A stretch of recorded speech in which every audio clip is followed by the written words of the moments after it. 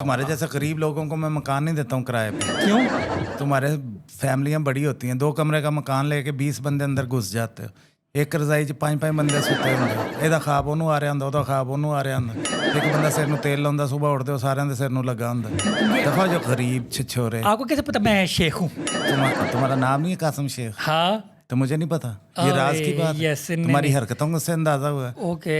अभी मैं देख रहा था घर से टिश्यू में लपेट के 2 बिस्किट लाए हो। एक तुमने पहले शो से पहले खा लेना, एक दूसरे शो से खा लेना। नहीं, एक बिस्कुट को तुमने ब्रेकफास्ट कहना, दूसरे को तुमने लंच कहना। बिस्कुट एक था, मैंने तुम्हारी गुर्बत पे तोड़ा हुआ था। जो मर्जी कही जो, मैंने तुम्हारी बेइज्जती करके चले जाना। अच्छा, जिस तरह मैं तुम्हारी बेइज्जती कर रहा हूँ, इससे ज्यादा मैं किराएदारों की बेइज्जती करता हूँ। वही तुम भी यहाँ किराएदार हो, कोई मालिक नहीं हो।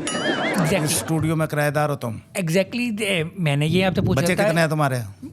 हमारी जिंदगी का मकसद क्या होता है? छोटी फैमिली खुशहाल कराना।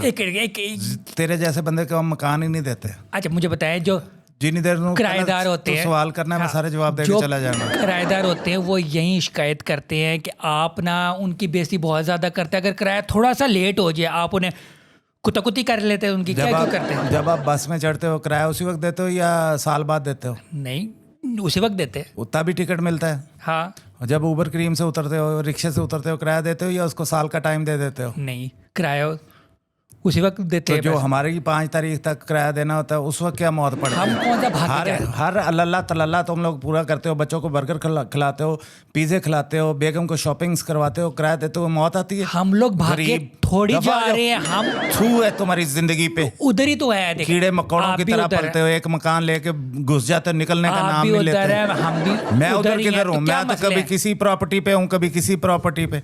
शुक्र करो, करोड़ों रुपए की हमारी प्रॉपर्टियाँ होती हैं, चंद हजारों में तुम्हारे हवाले की होती हैं गरीबों के, जिनको रहना भी नहीं आता। अच्छा, आपके ऊपर एक और भी इल्जाम है। सारा मकान तुम्हारे बच्चे चाट जाते होंगे, जितने गरीब हो तुम लोग। तुम्हारे जैसे बच्चे, गरीब बंदे के बच्चे चूना खाना शुरू हो जाते हैं। मैं आपका किराएदार नहीं हूँ, ठीक है? बनना तो चाहते हो ना। तुम्हें पता है कि मलक साहब आए हैं, तो तुम इस चक्कर में हो कि जी एक आध मकान मुझे दे देंगे, मैं बढ़ जाऊंगा। मैं तुम्हें एक बात बता दूं, हाँ। मकान तो बढ़ गया। क्यों? कैसे? ये बात सुनी है तुमने? नहीं। प्रोग्राम तो बढ़ गया, सुनी है? हाँ। तुम्हारे जैसे किसी गरीब को हम मकान दे दें ना, तो समझो मकान तो बढ़ गया। वो गरीब मकान के अंदर गया, हाँ। मकान बढ़ गया। 3 बंदों को कभी जिंदगी में मकान नहीं देना, मेरी जिंदगी का असूल है। किनको? वकील को, साफी को, फनकार को। क्यों? तो साफी का अगर किराया लेट हो जाए ना, तो किराया नहीं देगा, धमकियां देगा, कहेगा जी आपकी स्टोरी छाप दूंगा। और अगर तजिया कार होगा ना, तो वो कहेगा आए जी मलक साहब बैठते हैं और इस बात का तजिया करते हैं कि मैं किराया क्यों नहीं दे पाया। बस 10 होते मैं किराया इकट्ठा कराएं या तजिया इकट्ठा कराएं। और जो वकील होता है वो धमकी देता, कहता है जी कचहरी में मिलूंगा। और फनकार जो है किराया नहीं देगा। अगर किराया ना पूछो ना, तो दुआएं देगा, अगर किराया मांगो तो बददुआएं देगा। एक्टिंग आती होती है ना उससे, तो वो एक फनकार है, आफ्ताब अनवर उसका नाम है। बड़ा फजूल। 6 महीनों से उसने किराया नहीं दिया। जब पूछो कहता जी ये ड्रामे वाले पैसे नहीं दे रहे। भी नहीं दे रहे, मैंने तो टाइम पे लेना है ना। अच्छा, तो उसको फिर निकाल के नहीं देते आप? तरस भी तो आता है ना इन पे, माड़े बंदे होते हैं। छोड़ो, पहले देता रहा 2-3 साल, अभी 7-8 महीनों से मसला हुआ है। हाँ, नहीं, तो ऐसे है ना, फजूल आदमी है, मुझे भी नहीं पसंद। अच्छा, वो इतना फजूल नहीं है, उसके साथ एक बंदा बैठा होता है, वो बड़ा घटिया। मैं जब भी उसका प्रोग्राम देखता हूँ ना, मुझे वो इतना घटिया नहीं लगता जितना उसके साथ उसका पार्टनर जो है ना, वो ऐसे मुंह बनाता है। उसका क्या लिंक है? मैं घटिया बंदे के साथ बैठ के, मेरा किराएदार भी घटिया हुआ। अच्छा, ठीक है। ऊपर से कुत्ते रखे हुए हैं 10। भी तू खुद रह लो, बड़ी बात है। किराया तुम्हारे पास है नहीं, ऊपर से कुत्ते रखे हैं। कुत्तों को चिकन डालता है। और मैं पूछता हूँ कि ये चिकन कहाँ से आया? कहता है जी चिकन नहीं डालता हूँ, हड्डियाँ डालता हूँ। अच्छा। ये जो बोनलेस चिकन करते हैं ना, उनसे हड्डियाँ ले आता है 50 रुपए की किलो, वो डालता है। मुर्गियाँ भी रखी हुई हैं, कुड़ कड़ाएं उसके घर से आवाजें आती है। मैं कहता हूँ मुर्गियाँ क्यों रखी हैं? तुमने कहा था मैं रहूँगा, मेरे बच्चे रहेंगे, मुर्गियाँ भी रखी हैं। कहता जी बच्चे अंडे किधर से खाएंगे? पूरा कुनबा ही देखो जानवर, तोते भी रखे हुए हैं।